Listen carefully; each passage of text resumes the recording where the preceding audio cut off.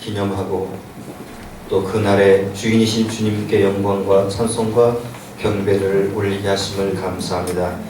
저희들의 생명의 주 되신 주님의 이름을 찬양하며 저희들이 살아갈 수 있는 삶의 모습이 되게 하시고 오직 하나님의 영광을 위해서 저희의 마음과 뜻과 정성을 다하여 살아갈 수 있도록 붙잡아 주옵소서. 이를 위해 저희가 하나님의 말씀을 배웁니다. 주님께서 이 말씀을 통하여 저희가 하나님의 뜻을 바르게 해석하고 인식할 수 있는 귀한 시간 될 수 있도록 붙잡아 주옵소서. 예수님의 이름으로 기도드렸습니다. 네.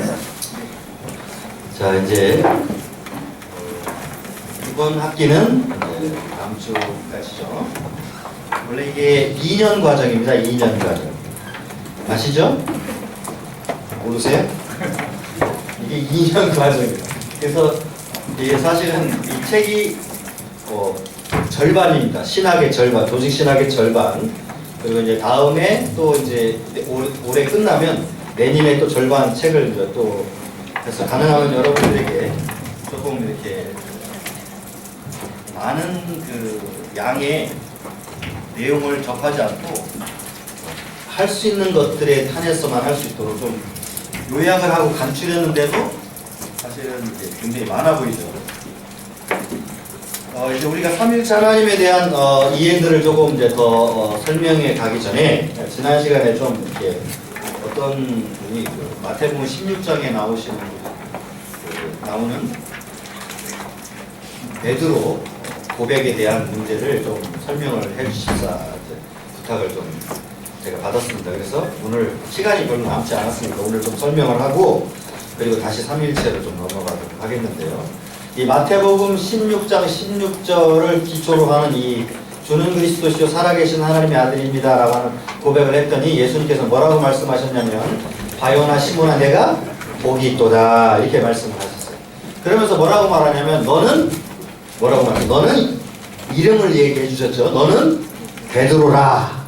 그리고 나서 이 반석 위에 내 교회를 세우겠다 이렇게 말씀을 하죠. 이게 이제 카톨릭이 이제 이걸 가지고 이제 설명을 하는데 원래 카톨릭이 이걸 가지고 처음부터 설명했던 게 아니라 2세기 키프리안이라고 하는 교부가 이제 요 본문을 조금 다 인용하면서 그 교부 속에 나타나는 두 가지 사본이 있는데 하나는 오리지널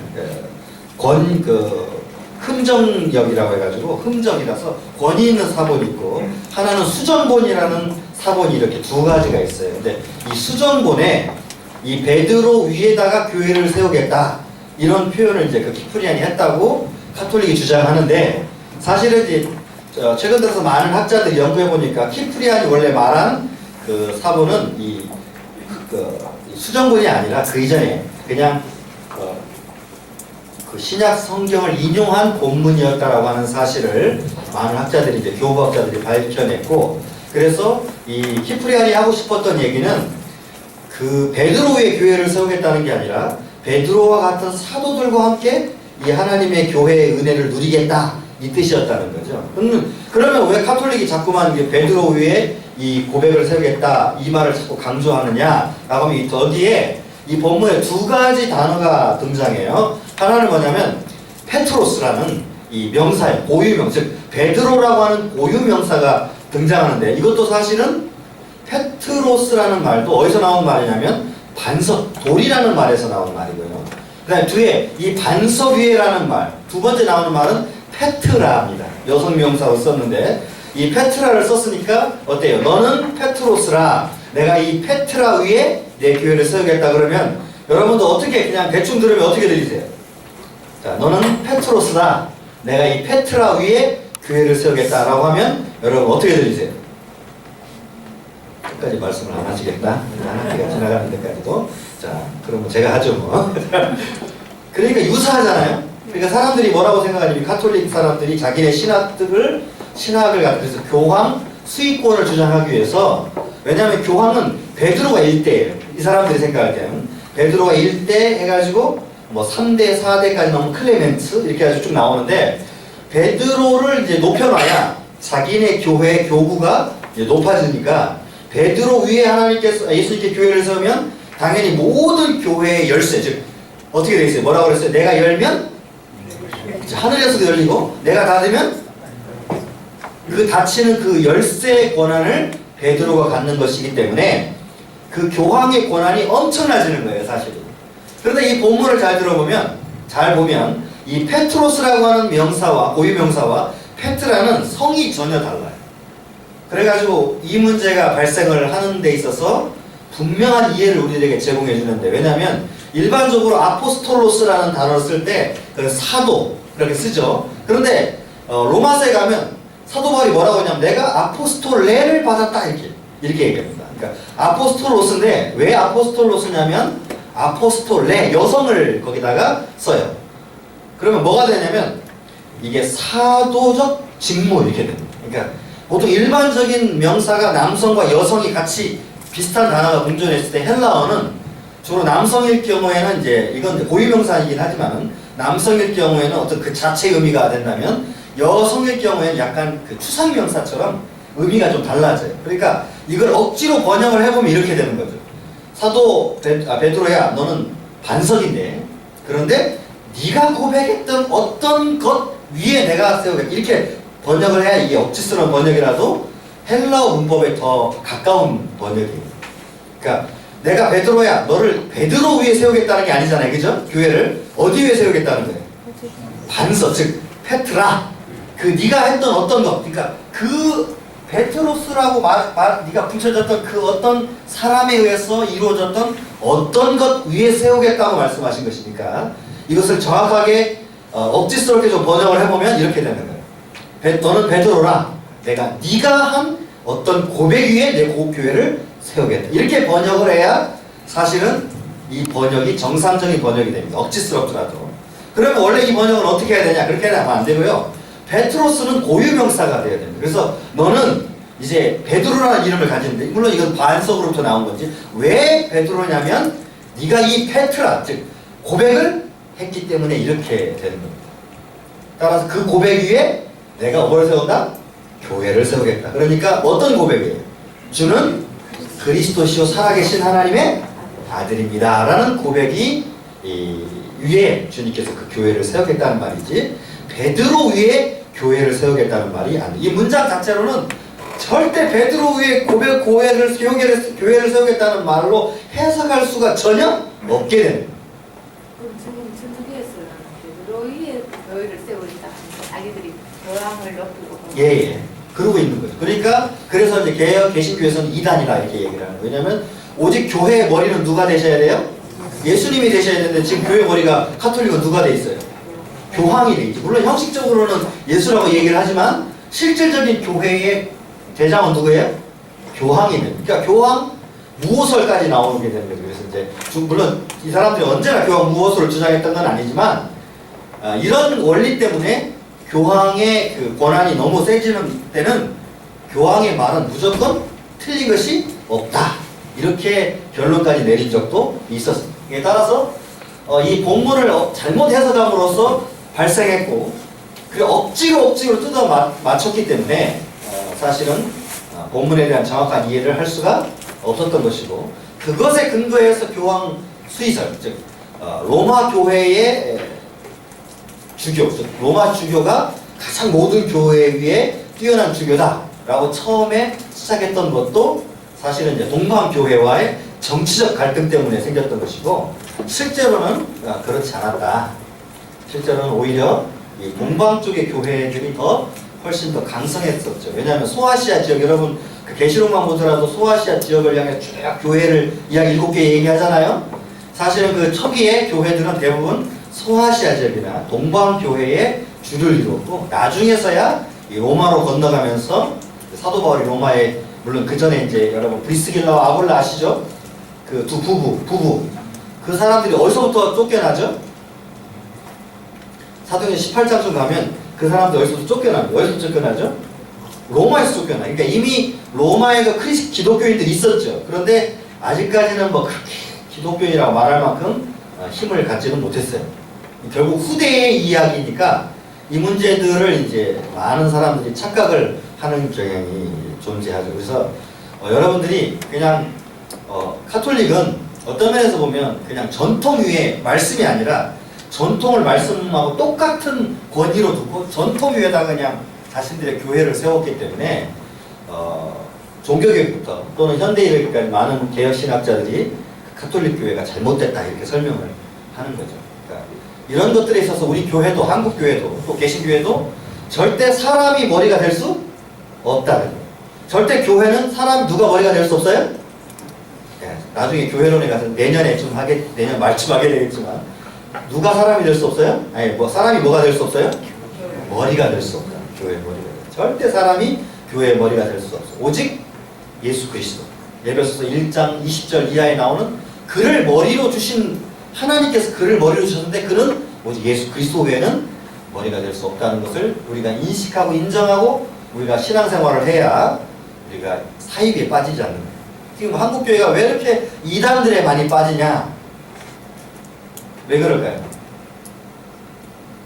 신앙 고백이 어디 위에 있어요 지금? 이단들에 빠지는 분들은? 말씀이 아니라 사람에게. 그러니까 어떤 사람이 막 병을 잘 고친다. 옛날에 김기아 원장 같은 분들 뭐 공을 고친다. 그러면 우르르 가가지고 할렐루야 생수병 아시죠? 생수병 가지고 매일 먹고요. 사실 그게 검증되지 않는 물을 막 매일 마시니까 오히려 어떤 사람들은 실제로 제가 아는 분은 몸이 더 안 좋아져가지고 소천하신 분들 계세요. 그 할렐루야 기도물 먹다가. 그러니까 어떤 한 사람이 어떤 기적을 행했을 때 맹신하게 되고 인간들은. 왜냐하면 그 사람이 대단해 보이잖아요. 그러나 교회는 그래서 처음부터 말씀 시작부터 예수 그리스도 오셔서 우리에게 복음을 전하는 시작 구약뿐만 아니라 신약에서까지 절대 교회와 백성의 주인은 사람이 될 수 없다. 왜 하나님께서 여러분 설교 시간에 이제 사무엘상 보면서 우리 목사님께서 강조하신 부분이 있잖아요. 하나님이 왕을 세우도록 하셨어요? 세우지 않도록 원래 명령하신 거예요? 왜 그랬어요? 누구만이 참된 왕이셔야 돼요? 하나님. 그게 구약이 원래 핵심이고 신약도 누구만이 참다운 머리셔야 돼요? 예수를. 왜냐하면 삼위일체 하나님이시니까 예수 그리스도만이 참다운 머리셔야 돼요. 그거 외에 다른 것들을 여러분들이 쫓아가면 당연히 어떻게 되겠어요? 잘못된 길로 갈 수밖에 없어요. 사람은 여러분에게 처음 제가 설명했듯이 보고 판단하는 것이 굉장히 주관적이고 상대적이에요. 그러니까 때로는 그것이 막 절대적으로 보일 수가 있지만 그리스도가 머리가 되시 말씀이 우리를 가르치는 것 외에 다른 방향으로 나가면 절대 바른 길로 갈 수 없게 돼요. 그게 그래서 주님이 우리에게 이미 그 안전장치를 위해서 오직 믿음은 들음에서 나고 들음은 그리스도의 말씀이다. 너희는 이 말씀을 어떻게 하라고 그랬어요? 어떻게? 이 말씀을 귀하로 묵상하라. 그 안에 기록된 대로 지켜내라. 모든 성경은 하나님의 감동으로 된 것으로 교훈과 책망과 바르게 하고 의로 교육하여 유익해지는 하나님의 사람으로 온전히 하며 모든 선한 일 행하기에 온전히 한다. 그리고 베드로전서에서 이 살아있고 항상 있는 이 말씀이 우리를 거듭나게 하신다. 그러니까 왜 이 장치를 지속적으로 모든 성도들에게 이 말씀만 들어야 되고 이 말씀 속에서 길을 찾으라고 왜 말씀하신 거냐면 이제 때가 되면 사람들이 귀가 간지러워져요. 그래서 자기에게 원하는 선생을 둬가지고 그 선생을 쫓아. 사실은 그 선생이 이 사람을 속이고 있는 게 아니라 거꾸로 누가 그 선생을 만들어낸 거예요? 이 사람이 자신의 욕망대로 그 선생을. 여러분도 아시잖아요. 자, A라는 방식과 B라는 방식이 있어요. 내가 원래 A라는 걸 원했어. 내가 A라는 걸 하고 싶어. 그런데 사실은 A라는 것이 사람들이 하지 말라고 막 이야기해. 그런데 어떤 사람이 와가지고 A가 정말 좋다. 이걸 하라고 하면 여러분들 위로를 받죠. 왜요? 원래 하고 싶었던 거니까. 그리고 쏙 가버려요. 그리고 망하는 거죠. 그러니까 이게 사실 이게 사람이에요. 여러분 그래야 여러분 그런 적 있어요? 없어요? 뭐 큰 것든 작은 것든 그런 적 있어요? 없어요? 대부분 다 그래요. 그러니까 사실 우리가 어떤 길이고 절대적으로 생각하는 어떤 방식이라는 것들이 어떤 면에서 보면 저 사람들이 나를 속이는 속임도 될 수 있겠지만 그러나 한편으로 보면 내가 원하는 것을 저 사람이 지금 말해주고 있는 거예요. 그러니까 거기에 속게 되는 거예요. 대부분 사람들이 특히 종교에 있어서는 이런 문제들이 사이비 종교들, 특히 이단들에게 많이 나타나가지고 사람들이 그래요. 신천지는 왜 가냐면 처음에 어떤 분들이 가냐면 절대 신앙에 열정이 없는 사람이 신천지에 가는 게 아닙니다. 그런 사람들은 아예 이단에 빠질 수도 없어요. 열정이 없으니까. 어떤 사람이 빠지냐? 열심은 있는데 기준이 정확하게 되지 않은 사람들이 신천지에 빠지게 돼요. 왜냐하면 세뇌를 당하다 보면 어떻게 돼요? 그게 진짜 옳다고 당연히 느끼고. 여러분 이북에서 넘어온 사람들이요, 처음에 이게 우리나라의 발전된 모습을 보기 전에 이북에 넘어온 사람들이 그 국정원 직원이 해준 얘기예요. 딱 이야기를 하잖아요. 그러면 뭐라고 하냐면, 거짓말 하지 마시라요. 이러더래요. 거짓말 하지 막, 좀 괜찮은데 보면 여기가 제일 좋은 것이죠? 그러면서 여기서 가장 막 하도 안 좋은 것만 북한에서 보여주니까 그냥 일반적인 걸 데려가는데도 뭐라고 그러냐면 여기가 최고 좋은 것이죠? 거짓말 하지 마시라요. 그러면서 얘기를 한다는 거예요. 아니요. 근데 이제 한 몇 개월 지나보면 그제서야 뭐 거의 말할 필요도 없이 내가 속아왔구나 라는 걸 깨닫게 된다. 이게 뭐냐면 사람이 이렇다는 거예요. 사람이요. 그러니까 여러분들 세뇌가 얼마나 무서운 거냐면 여러 번 들으면요 그게 진실 같아요. 그리고 진실 같아지다가 어떻게 돼요? 그게 진실이 되어져요. 그러니까 이단들을 왜 우리가 접촉하면 안 되고, 예수님도 한 두세 번 권면한 후에 왜 쫓아내라고 하셨냐면 그 사람들의 얘기를 계속 듣다 보면 어떻게 돼요? 그게 진실인 것처럼 들리기 때문에. 따라서 우리 교리반 여러분들은 무서워서 이단들을 내쫓는 게 아니라, 무서워서가 아니라 여러분들은 이제 이 방식을 알기 때문에 이단들과 접촉을 하면 안 되는 거예요. 무슨 말인지 아시겠죠? 여러분 그 자녀들하고 혹시 논쟁한 적이 있으시면 잘 한번 기억해 보시면, 이제 나이가 좀 모이면 엄마 아빠한테 이제 흔히 속된 말로 덤비잖아요, 그죠? 이걸 조금 더 속된 말로 하면 개기죠, 그죠? 막 따지면 그 아이를 설득을 못 해요, 부모가. 얘는 A, 부모는 B 하면요 설득돼요, 안 돼요? 어린애도, 아이도, 내 자녀도 설득을 못 해요. 근데 하물며 여러분 그 이단 사상에 빠진 사람을 설득할 수 있는, 내가 저 사람을 설득해 보겠다? 오히려 여러분들이 더 그 사람보다 공부를 안 했으면 당할 수 있어요. 그러니까 이단들은 어떻게 해야 돼요? 두세 번 권면한 후에 어떻게 해야 돼요? 접촉하지 않는 것이 가장 좋은 방법. 아시겠죠? 네. 안 하시는가? 안 주시지도 않은 것 같은데. 따라서 우리 교회가 이단이 무서워서 접촉을 하지 않는 게 아닙니다.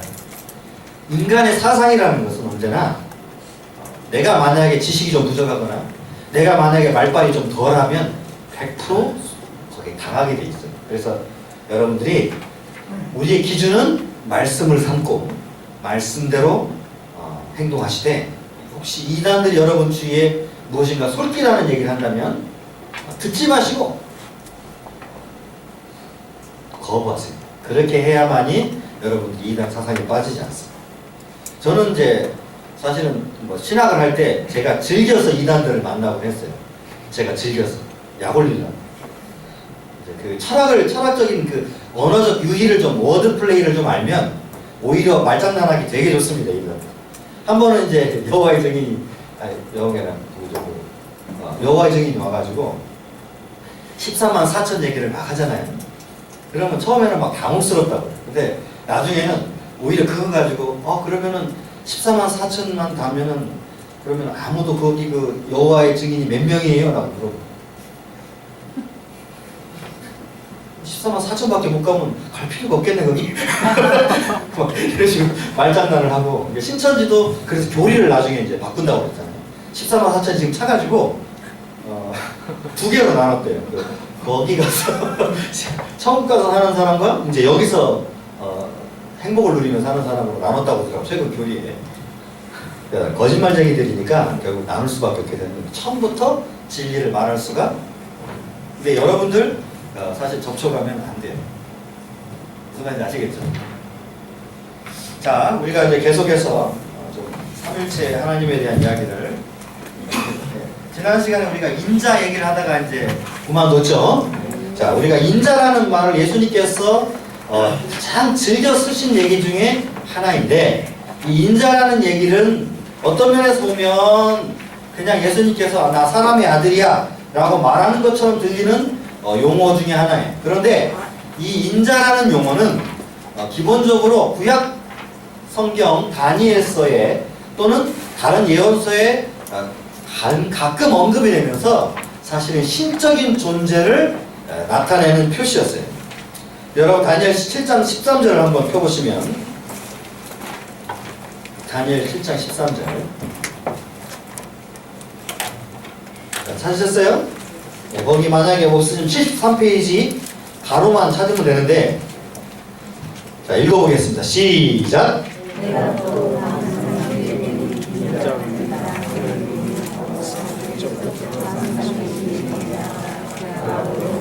자, 옛적부터 항상 계신 이에게 라는 말은 당연히 이분은 선고라는 걸 알 수 있겠죠. 그죠? 근데 구름 타고 인자 같으신 이가 구름 타고 와서 이렇게 돼 있어요.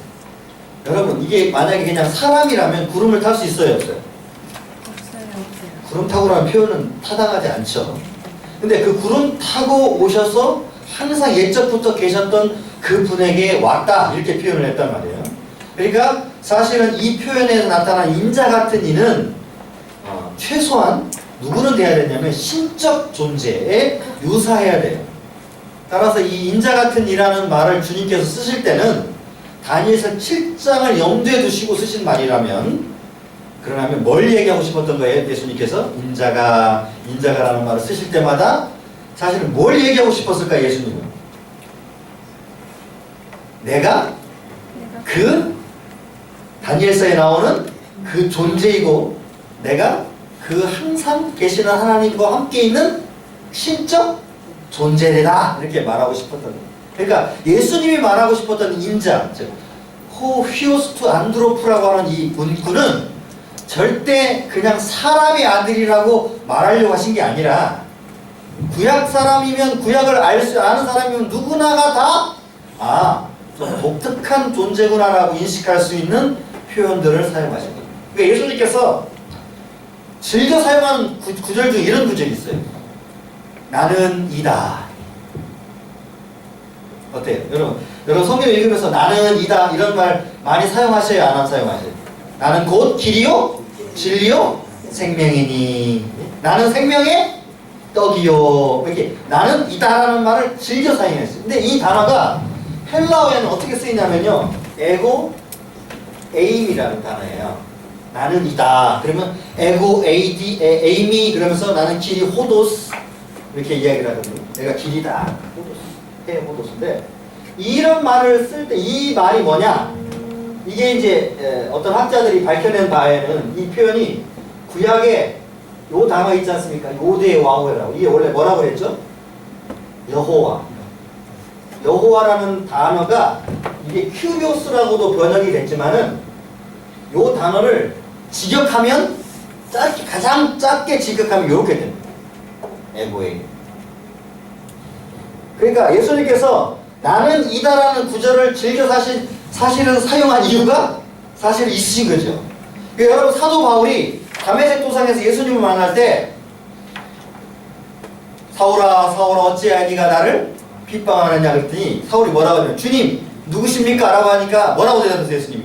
나는 네가 핍박하는 예수다 이렇게 돼 있잖아요. 근데 이게 우리말로 번역하니까 순서가 바뀌어가지고 이렇게 돼. 에고 에이미 예수스 이렇게 돼 있어요.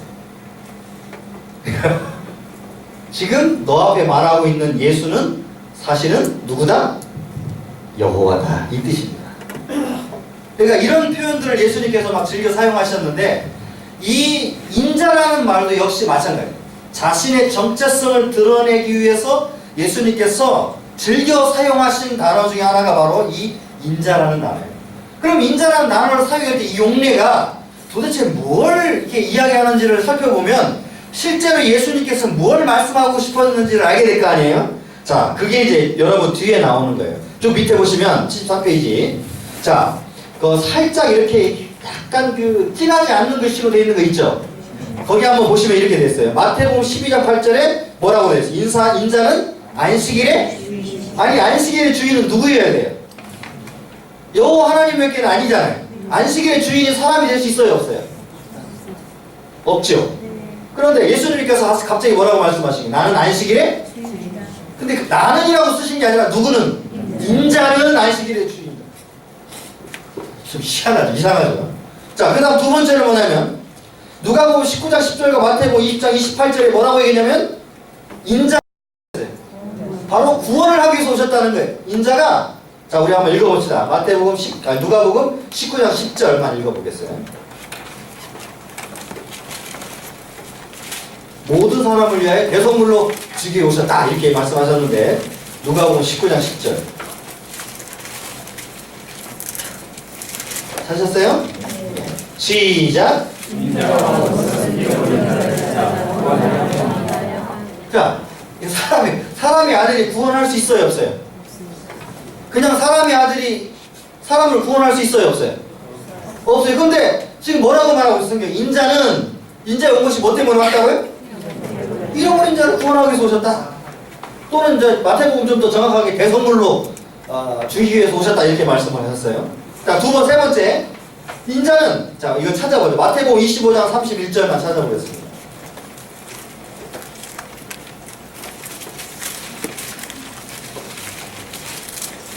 자, 찾으셨어요? 마태복음 25장 31절 찾으셨죠? 시작. 인자가 자기 영광으로 천사와 함께 자기 영광의 보좌에 앉으리니. 아니 천사라면 인자가 그냥 사람이라면 보좌 얘기도 할 수 없지만은 자신의 영광의 보좌 즉 누구의 보좌에게? 하나님의 보좌잖아요. 그리고 천사들은 동급이에요? 아니면 섬기는 영으로 지금 예수님과 함께 오시는 거예요? 인자와 섬기는 영으로 함께 오죠. 그러니까 지금 이 천사들을 거느리고 주님께서 오실 것을 얘기할 때 누구의 보좌예요? 영광의 보좌. 하나님의 보좌를 누구의 보좌라고 얘기하고 있어요 지금? 자기 보좌라고 얘기하고 있다. 여러분 스데반이 죽을 때 예수님께서 어떻게 하셨어요? 하나님 우편에 서 계셨어요. 근데 진짜 우편에 서 계셨어요? 이게 이제 은리적 표현인데 다른 보좌가 예수님께서 하는 우편이라는 말은 또 다른 보좌가 있다는 말이 아니에요. 이 말은 뭐 말이에요? 은리적으로 예수님 자신이 하나님의 영광이다 이 뜻이에요. 그러니까 자 어떤 사람이 있어요. 사람에게는 이 사람이 이제 오른팔이야. 그럼 뭐가 돼 이 사람? 자 대통령이 보통 이잖아요. 어떤 막 우리가 정치를 보다 보면 아 저 사람은 대통령이 오른팔이야. 그럼 어떤 사람을 오른팔이라고 얘기를 하죠 일반적으로? 예? 어떤 사람? 사실은 대통령처럼 행동할 수 있는 사람. 우리가 자꾸 그 대통령보다 밑에 있는 사람이라고 생각하잖아요. 그럴 때는 절대 대통령의 즉 대통령의 말만 듣는 사람을 오른팔이라고 말하지 않아요. 마치 이 사람의 행동이 대통령처럼 행동할 수 있는 사람. 그래서 옛날에 그 뭐 박정희 정권이라든지 이승만 정권 때 이승만 오른팔은 어떻게 행동을 해요? 이승만처럼 행동을 합니다. 그러니까 아무도 제재를 못하요. 하늘을 나르는 뭐도 떨어뜨려요? 해도 떨어뜨리죠. 그러니까 이런 걸 말할 때 오른팔이라고 얘기하는데 오른팔이라고 하는 것은 사실은 이 팔의 주인과 뜻이 같아요. 행동하는 방식이 같아요. 힘이 같아요. 이럴 때 우리가 원래 오른팔이라는 말을 씁니다. 그러니까 예수님께서 보좌 우편에 앉아 계셨다는 말은 또 서 계셨다는 말은 그분이 다른 보좌가 있다는 게 아니라 바로 그분이 누구다? 하나님 자신의 영광이시고 능력이시라는 것을 설명하는 단어예요. 자, 그 다음에 마태복음 24장 30절 또는 마가복음 2장 10절, 13장 26절인데 마태복음 24장 30절만 읽겠습니다. 우리가 25장 읽었으니까.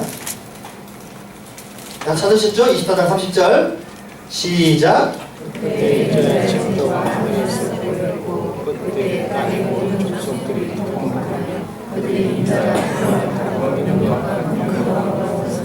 자, 어떻게 인자가 일반적인 그냥 사람이라면 어떻게 심판을 하고 구름을 타고 이 땅에 오겠어요? 이런 표현이 가능합니까? 안 가능합니까? 안 가능하죠. 그런데도 계속 지금 예수님 자신이 뭐라고 말씀하고 있냐면 인자는 안식일의 주인이다. 인자는 하나님의 영광으로부터 올 것이다. 인자는 뭐예요? 인자는 심판주시다. 인자는 구원하시는 분이다 라고 하는 사실을 계속적으로 인자라는 말을 쓰고 있지만 이분은 그 내용에 있어서 인자가 무엇을 하고 있는지를 정확하게 설명해 주셨어요. 따라서 여러분이 인자가, 그러니까 여러분들이 내릴 결론은 뭐가 돼야 될 것 같아요? 인자는. 자, 지금까지 읽은 것을 통해서 인자는 하나님이 하시는 일을 하시는 하나님이시고 그 외에 다른 것이 될 수 없는 거죠. 그러니까 예수님이 자신을 인자라고 표현한 것은 그냥 내가 사람의 아들이다 라는 뜻이 아니라 뭐라고 표현하는 거예요?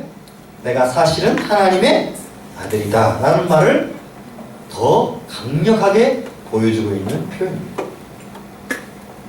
바로 그분이 하나님 자신으로서 두 번째 위격이신 그분이 이 땅에 오셔서 우리들을 구원하시는 구속주로 오셨다.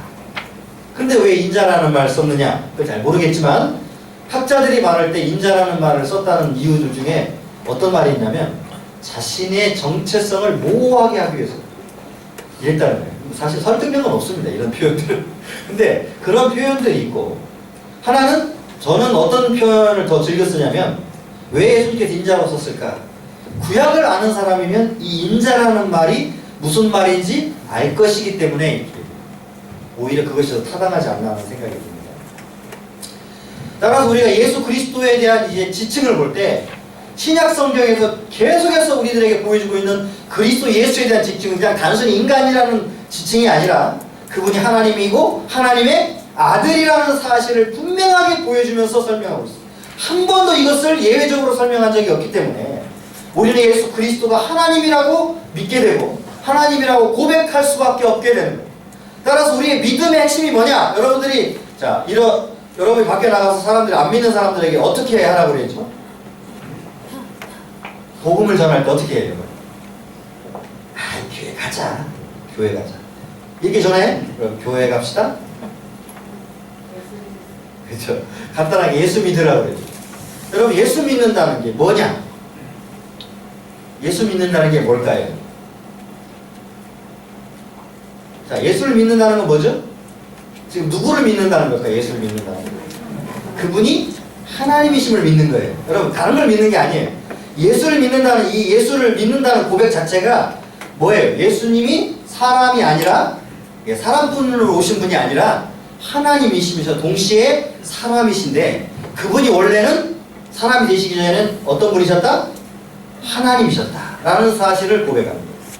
그래서 누구든지 예수를 주라고 시인하는 자는 성령을 저주할 자가 아니고 누구든지 성령으로 말미암지 않고는 그리스도를 주라 시인할 수 없다. 왜요? 주라는 말이 뭔 말인지 아시겠죠? 여호와 그분이 하나님이심을 고백합니다.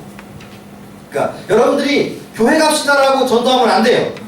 교회는 그의 몸된 교회이기 때문에 그 사람이 예수를 믿을 때 하나의 교회가 되는 거예요. 아시겠죠? 그러니까 교회 갑시다 이렇게 말하면 안 되고 어떻게 전해야 돼요?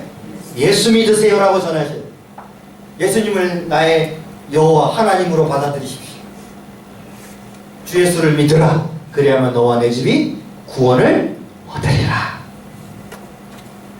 바로 예수 믿으라고 고백하고 여러분도 신앙의 확신을 이야기할 때 뭐를 믿는다고 고백해요?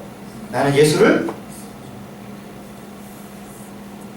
이 믿음은 오직 그리스도 하나님 삼위일체 하나님만이 대상이기 때문에 예수를 믿는다는 것은 곧 그분이 하나님의 아들임을 믿는 것이고 그분이 하나님의 아들을 믿는다는 것은 결국 누굴 믿는다는 거예요? 그 아들을 통해서 아버지를 믿는다는 거죠. 그 아버지를 믿는다는 것은 누가 믿게 하심으로 믿어지는 거예요? 성령께서 믿게 하심으로 믿어짐으로 사실 예수 그리스도를 믿는다는 것 그 자체가 삼위일체 하나님을 믿는다는 뜻입니다. 아시겠죠? 간단해요. 그래서 천하에 다른 이름으로 구원을 얻을 만한 이름을 주신 적이 없는 거예요.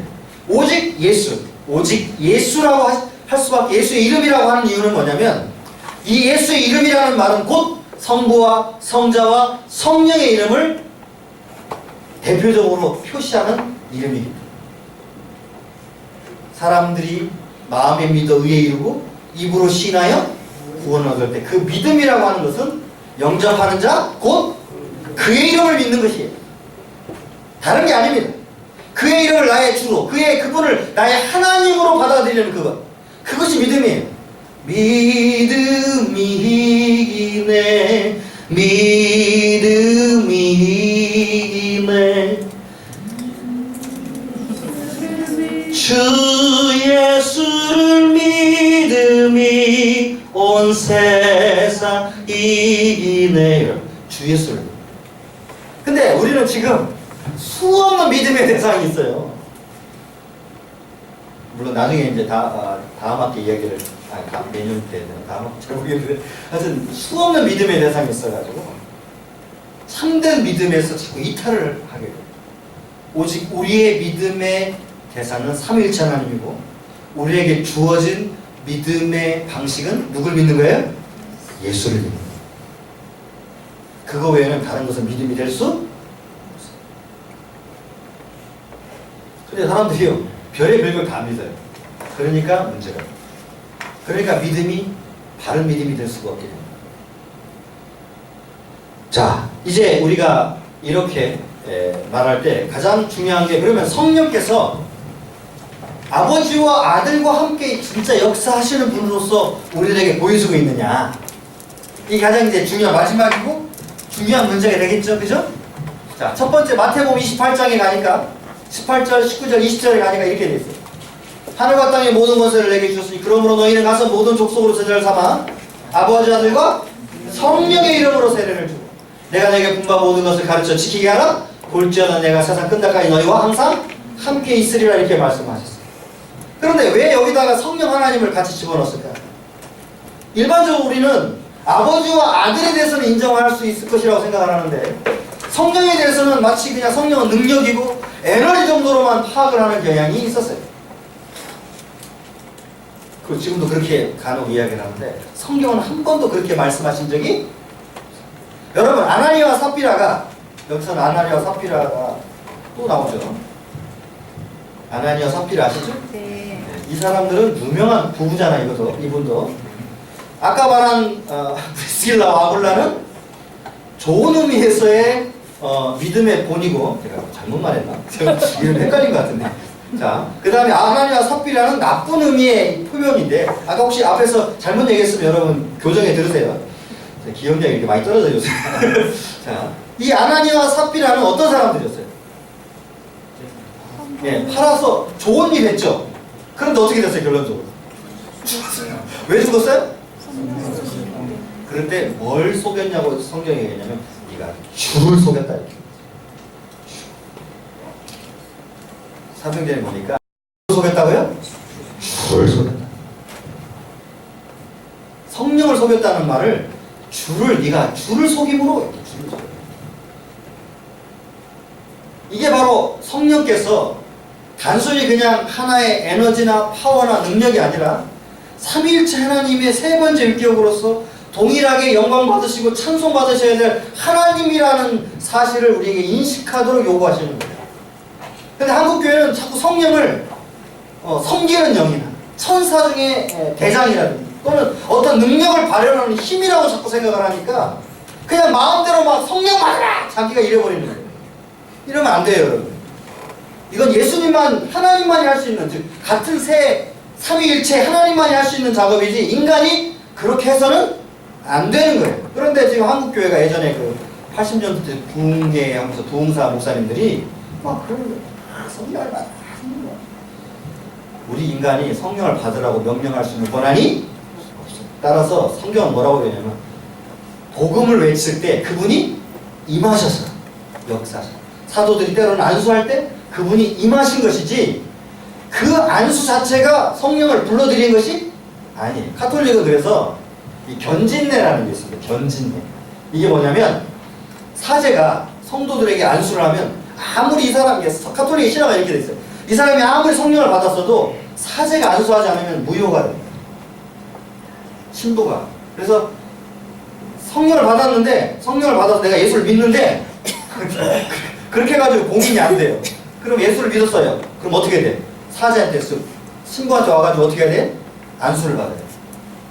그래야 그 성령이 임하신 것이 확증이 돼. 이걸 뭐라고 하냐면 견진례라고. 그러니까 이 교리는 무엇을 의미하는 거냐면 사제가 사람에게 안수할 때 성령이 어떻게 한다고요? 임한다 이렇게 생각을 한 거예요. 이게 바로 가장 악독한 교리 중에 하나입니다. 절대 그렇게 되지 않습니다. 그래서 우리가 때로는 병든 자를 위해 기도할 때 항상 낫는 게 아니고 낫기도 하고 낫지 않기도 하는 이유가 뭡니까? 예? 이 고침이 누구에게 있기 때문에 오늘 여러분 전쟁은 누구한테 속한 거예요? 이렇게 해야 좀 대답이 나오네요. 자, 전쟁은 여호와께 속한 것인 것처럼 모든 치료와 역사는 누구에게 속하였어요? 하나님께. 따라서 우리가 그냥 기도한다고 낫는 게 아니라 누가 우리의 기도를 들어주심으로 하나님 우리의 기도를 들어주심으로 낫는 거예요. 예. 그래서 주시는 이가 성령이셔요. 우리는 그냥 기도할 뿐이고 그것을 들어 역사하시는 분이 누구예요? 성령 하나님이시기 때문에 삼위일체 하나님이시기 때문에 우리가 사실은 인간적 교만을 가지고 자꾸 살아가면 안 돼요. 우리는 겸손해져요. 그런데 우리가 간혹 영적인 면을 이야기하다가 잘못돼가지고 성령을 뭐처럼 생각하냐면 우리가 부리는 영, 우리가 막 성령, 근데 이 성령이라는 말이 지금 한국교회는 마치 그냥 아무렇게나 사용되는 단어인 것처럼 설명되는 것이 제가 3.1절 전공한 저로서는 너무 가슴이 아파요. 이분은 오히려 우리가 영광과 찬송을 돌려야 될 하나님이신, 우리가 경배해야 되고 우리가 섬겨야 될 하나님인데 도리어 우리가 막 마음대로 막 함부로 말하는 존재가 되어버렸어요. 그래서 381년 니케아 콘스탄티노플 신조에 이 성령을 말하면서 이렇게 됐어요. 아버지와 아들과 함께 예배 받으시고 영광 받으시는 분이시다. 이렇게 고백해야 교회의 바른 고백이다라고 381년도에 정해놨거든요. 그런데 지금 한국교회가 성령을 마치 자신들의 임의에 따라서 사용하는 단어가 되어버렸어요. 성령 충만이라는 것도 말씀을 따라 살아갈 수 있도록 해주시는 성령의 역사라고 이해를 해야 되는데 그게 아니라 자신이 뭔가 막 신비로운 경험을 하면 그게 성령 충만이 되어버려요. 이상한 교리가 되어버린다고. 따라서 성령과 말씀을 분리시킨 적이 한 번도 교회는 없고요. 따라서 말씀을 선포할 때 성령이 역사하시고 성령이 계신 것은 언제나 말씀이 함께 계신다. 이렇게 우리가 개혁파 신학뿐만 아니라 고대 교회에서도 아다나시오스도 세라피온에 보낸 편지에 써서 정확히 그 얘기를 합니다. 성령과 말씀을 분리될 수 없다. 근데 너무 분리시키. 왜? 예수 그리스도 말씀은 하나님처럼 느껴지는데 성령은 뭐처럼 느껴져요? 성령은 뭐처럼 느껴져요? 마치 우리가 그냥 아무렇게나 할 수 있는 존재처럼 또는 에너지처럼 힘처럼 느껴질 때가 너무나도 많이 있어요. 여러분 그것이 바로 가장 심각한 불견입니다. 불경과. 따라서 우리는 성부, 성자, 성령이 몇 분 하나님은? 한 분 하나님. 그래서 함께 영광 돌리고 함께 예배하는 종교이지 우리가 원하는 대로 사용하는 종교가 아니라. 그러니까 사도 바울이 고린도후서 13장 13절 여러분 잘 아시죠? 꼭 이걸 끝나야 교회를 나갈 수 있잖아요. 그죠?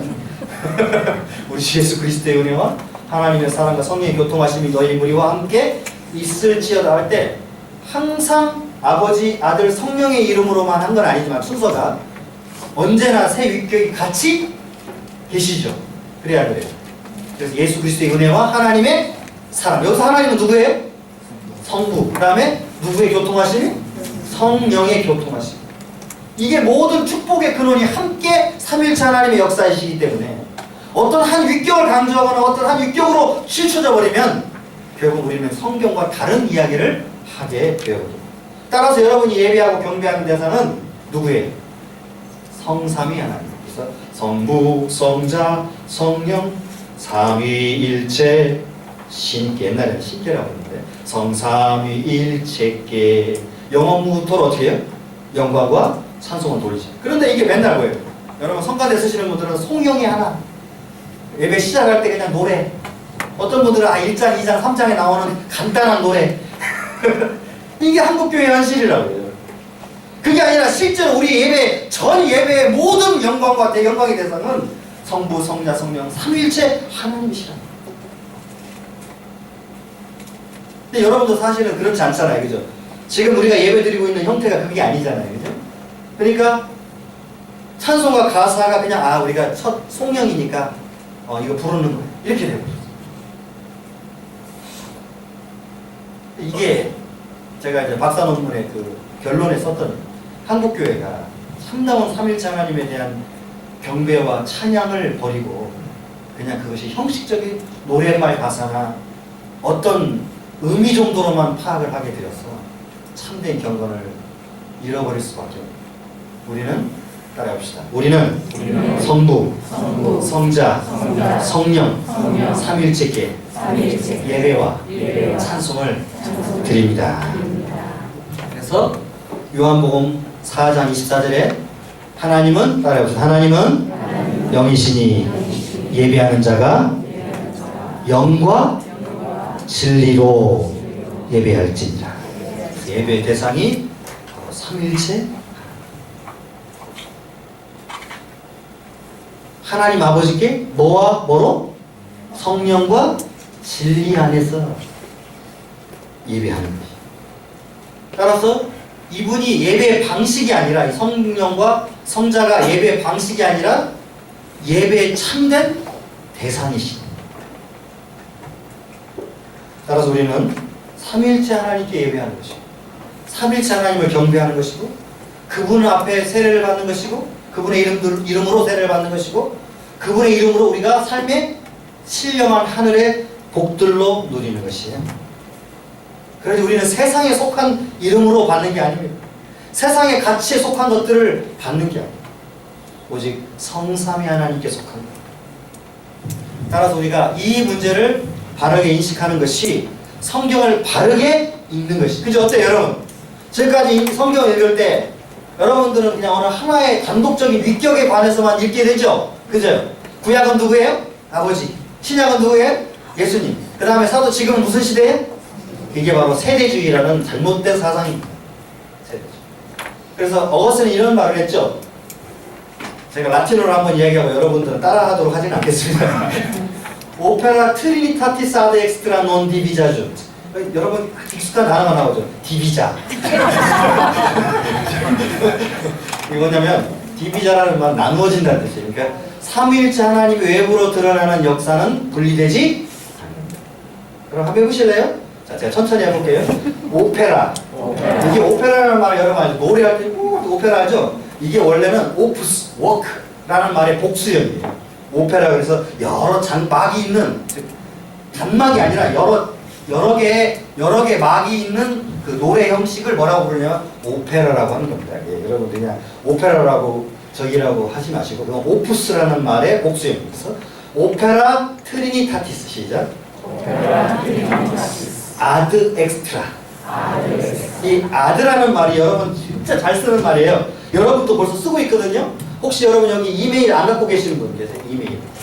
나 이메일 없다. 없죠? 그 이메일에 요거 있잖아요. 골뱅이.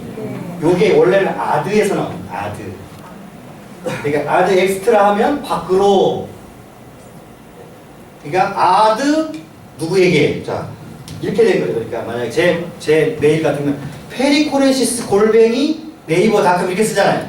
그러니까 네이버에 있는 페리코레시스에게 보내라 이 말. 그 이메일 주소 뜻이 원래. 그러니까 이 골뱅이라는 말이 아드에서 나온 거예요. 그러니까 아드 엑스트라. 따라해보세요. 아드 엑스트라. 논 디비자준트. 이거 참 편하잖아요, 그죠? 디비자준트. 디비자라고 해서 여러분 디비자라고 자주 얘기했죠? 경상도 서투리더라고 나중에 보니까. 디비자준트. 근데 이게 나누어지지 않는 거죠. 삼일체의 역사들, 즉 삼일체의 역사들은 외부로 드러날 때 분리되지 않는다. 그러니까 예수님이 세례를 받으실 때도 성부와 성자께서 함께, 성부와 성령께서 함께 증거하셨다. 가서 우리들에게 복음을 전하라고 명령하실 때도 아버지와 아들과 성령의 이름으로 가도록 명령하십니다.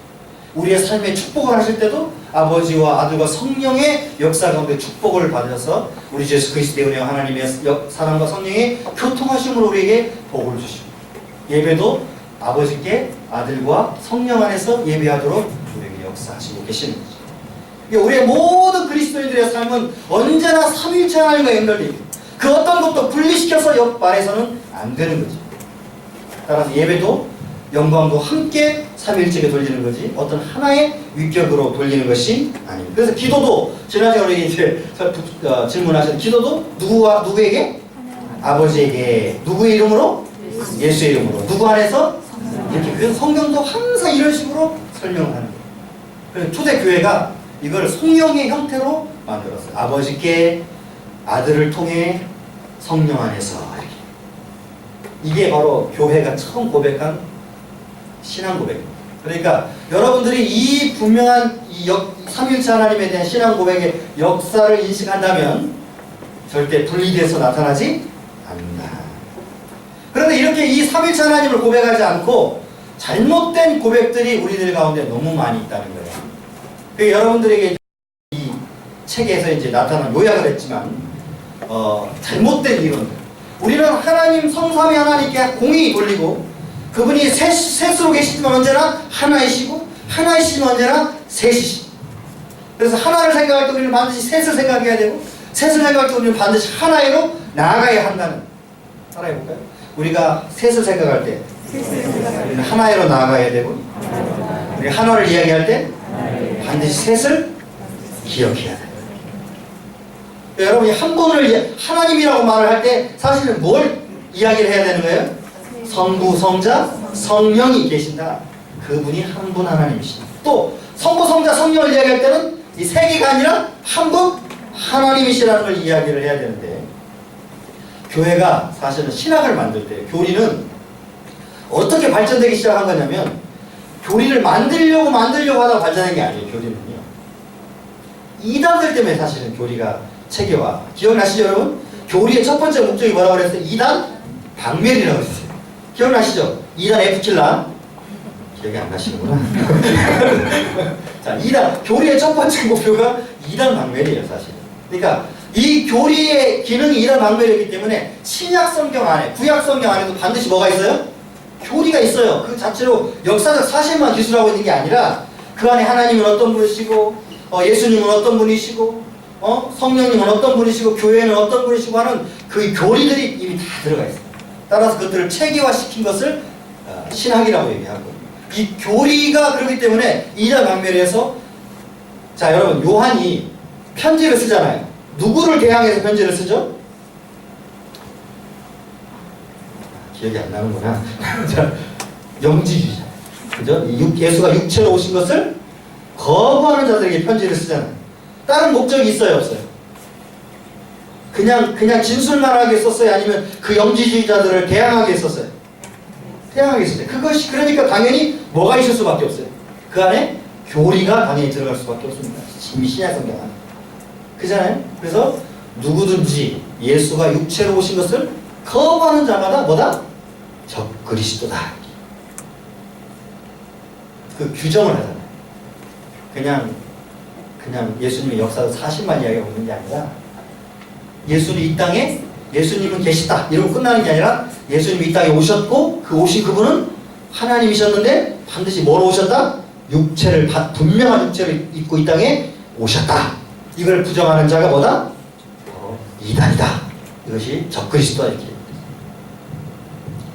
따라서 우리가 이 교리를 공부할 때 삼위일체 하나님에 대한 교리를 공부할 때도 여러분들이 이제 다음 시간에 마무리하면서 제가 이제 이걸 그 이단들을 지금 40회 다 해가지고 조금 어정쩡해서 제가 이 설명을 하고 있는데 여러분들이 이제 이단에 대한 이야기들을 조금 이야기를 하면서 제가 여러분들 설명해야 될 게 뭐냐면 이 사람들의 가장 기본적인 의미는 뭐겠어요?